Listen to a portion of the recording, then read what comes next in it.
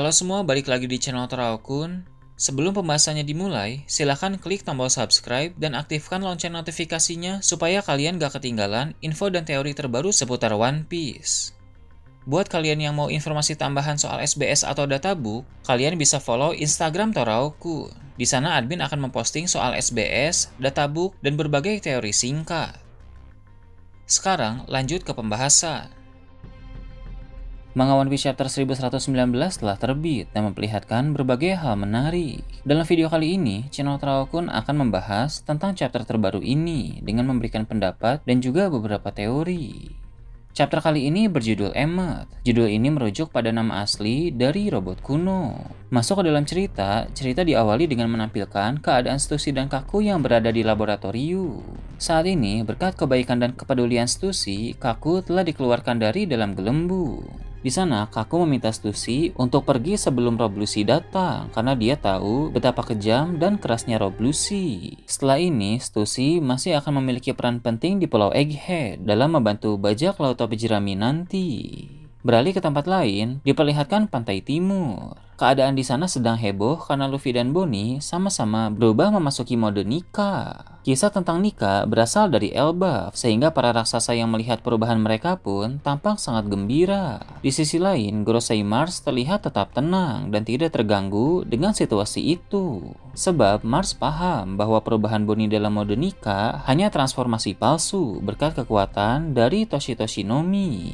Sang Gorosei itu pun meminta mereka untuk tidak besar kepala, lalu dia menyemburkan api dari mulutnya ke arah kapal bajak laut Giant Warrior. Melihat itu membuat Luffy langsung bertindak. Dia membuat perutnya menjadi besar dan menahan serangan Mars. Sambil menahan serangan tersebut, Luffy menjelaskan bahwa musuh yang ada di hadapan mereka itu bisa melakukan regenerasi. Luffy tahu soal ini karena dia sudah berpengalaman melawan Gorosei Saturn dan Gorosei Warkuri. Jadi, tak peduli walau mereka melancarkan serangan apapun juga, maka musuh tersebut bisa kembali pulih secara instan. Luffy pun memikirkan ide cemerlang untuk melawan Mars. Dia meminta Sanji, Franky, dan Bonnie untuk menyerang punggung balonnya sekuat tenaga. Tanpa ragu-ragu, Sanji dan Franky mengikuti perintah dari sang kapten. Sanji mengaktifkan mode Ifrit Jambe dan mengeluarkan api biru, lalu dia menggunakan teknik Hell Memories. Ini adalah kali pertama Sanji menggunakan Hell Memories dalam mode Ifrit Jambe. Biasanya Hell Memories Sanji hanya akan menghasilkan api merah. Sedangkan Franky, dia melancarkan serangan kuat bernama Strong Impact Punch. Awalnya, Bonnie ragu untuk menyerang Luffy sekuat tenaga, tapi karena diyakinkan oleh Sanji, maka dia pun menggunakan teknik tinju berukuran besar. Serangan gabungan dari mereka bertiga mengenai punggung balon Luffy bersamaan. Sesuai rencana, Luffy yang telah menangkap kedua sayap Mars menarik Gorosei itu ke perut balonnya dan memakai teknik yang bernama daun balon yang membuat Mars terpental sangat jauh. Kemampuan Luffy dalam mode Gear 5 yang membuat perutnya membesar dan bisa menciptakan teknik daun balon sebenarnya adalah pengembangan dari teknik lama Luffy yang bernama Gomu Gomu no Fusen. Ada beberapa teknik Gear 5 yang diciptakan oleh Luffy berdasarkan pengembangan dari teknik-teknik yang sudah ada. Kedepannya, Luffy pasti akan bisa mengembangkan semakin banyak teknik untuk diaplikasikan dalam mode Gear 5. Kita mungkin akan melihat Gomu Gomu no Giant X, Giant Bazooka, dan lain-lain dalam mode Gear 5. Cukup menarik untuk menantikan Gomu Gomu no Red Rock versi Gear 5 jika nanti Luffy mampu untuk mengembangkan teknik tersebut.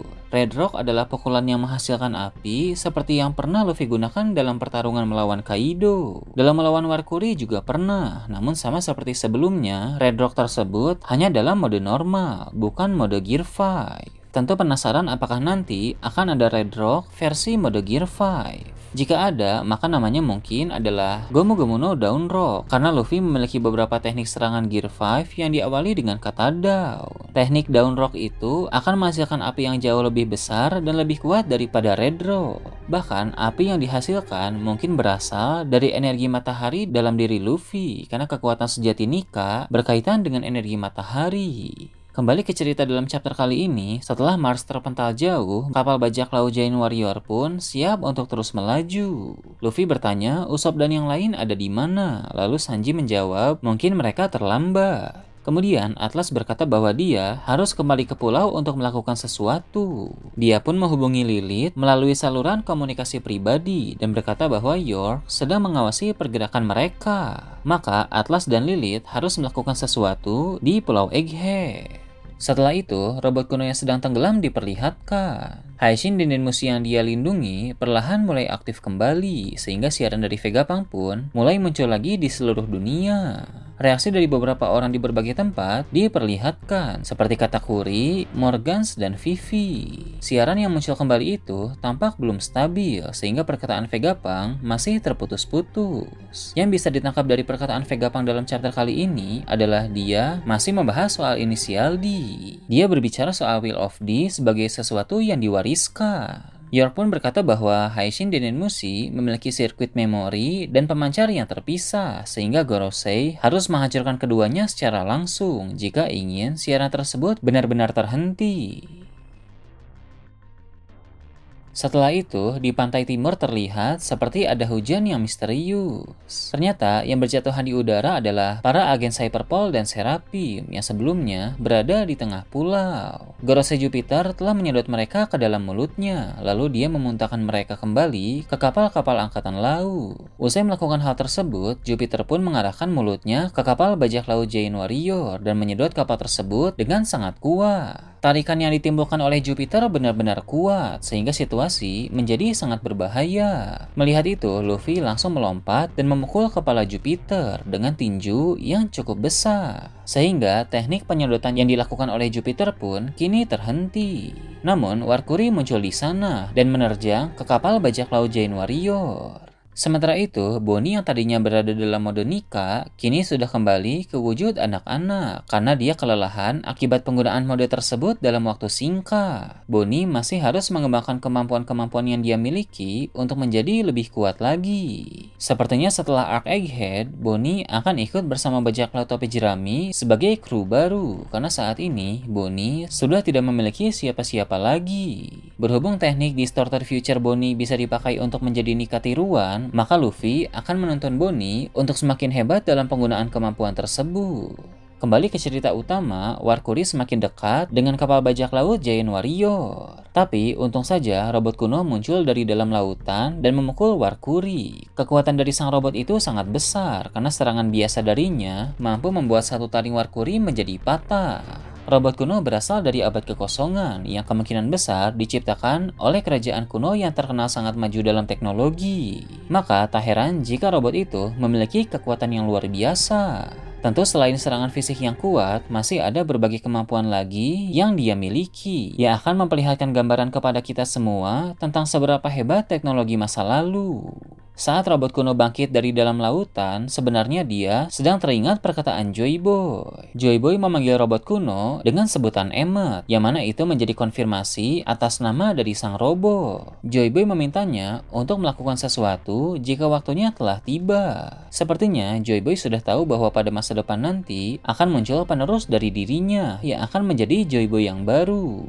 Dengan begitu, kemungkinan besar perkataan lengkap Joy Boy kepada robot kuno adalah ketika nanti penerusnya sudah muncul, maka robot kuno harus membantu orang itu. Seperti yang kita tahu, orang yang menjadi Joy Boy yang baru pada masa ini adalah Luffy. Dengan begitu, maka dari sekarang sampai seterusnya, robot kuno harus menjadi sekutu yang membantu Luffy. Pukulan yang baru saja dilancarkan oleh robot kuno kepada Warkuri terbukti sangat kuat karena mampu mematahkan satu taring Warkuri. Padahal sebelumnya pukulan Luffy saja tidak mempan terhadap Warkuri. Jadi jelas bahwa robot kuno itu memiliki kekuatan yang sangat luar biasa. Luffy akan meningkatkan lagi kekuatan pukulannya agar mampu melukai Gorosei seperti yang dilakukan oleh robot kuno. Kerja sama mereka ini akan membuat Luffy menjadi lebih kuat lagi. Jika robot kuno bisa bertahan dan tidak hancur di Pulau Egghead, maka petualangannya bersama Luffy dan yang lain akan terus berjalan sampai arc selanjutnya. Ini cukup menarik dan mengingatkan kita kepada bajak laut Kurohige. Dulu pernah diperlihatkan scene di mana para kru bajak laut Kurohige semuanya menaiki kapal, sedangkan Sanjuan Wolf berjalan di luar kapal seorang diri karena ukurannya memang terlalu besar. Nah, robot kuno juga akan seperti itu. Para kru topi jerami akan naik ke kapal Tosansani, sedangkan robot kuno akan berjalan sendirian di belakang kapal mereka, sekaligus menjadi pengawas jika ada musuh yang mendekat. Seiring berjalannya waktu, robot kuno akan semakin dekat dengan Luffy, dan pertemanannya pun akan sama seperti Joy Boy pada masa lalu. Nah, itu tadi berbagai hal menarik pada chapter 1119. Gimana menurut kalian? Silahkan tulis di kolom komentar di bawah. Oke, segitu aja untuk pembahasan kali ini. Jangan lupa like, share, dan subscribe untuk video menarik selanjutnya. Gue Toraokun, Shambles.